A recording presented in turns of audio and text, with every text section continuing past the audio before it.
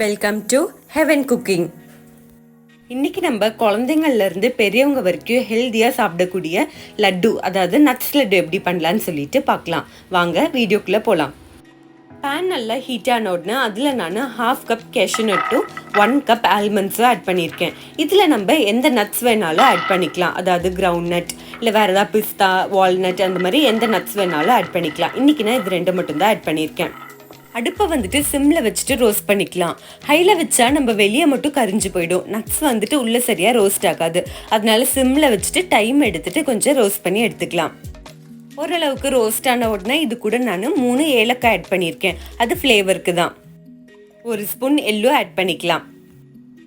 எள்ளில் நிறைய ஃபைபர் இருக்குது, அது உடம்புக்கு ரொம்பவே நல்லது. ஸோ நல்லா ரோஸ்ட் ஆன உடனே அதை ஒரு பிளேட்டுக்கு மாற்றிக்கலாம். அது நல்லாவே இப்போ சூடாகட்டும்.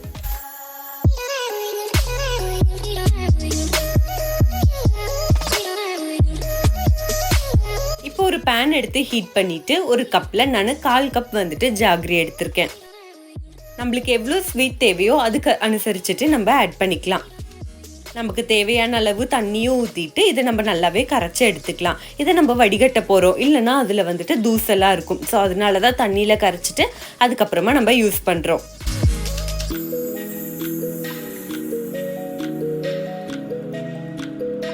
இப்போ ஜாகரி வாட்டர் ரெடி ஆயாச்சு. இது பாகு பதத்துக்கு ஆகணும்னு அவசியம் இல்லை.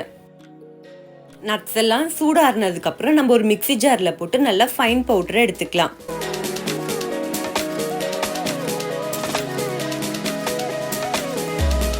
இப்போ ஒரு மிக்சிங் பவுலில் நம்ம அரைச்சி வச்சிருக்க அந்த நட்ஸ் பவுடரை ஆட் பண்ணிக்கலாம்.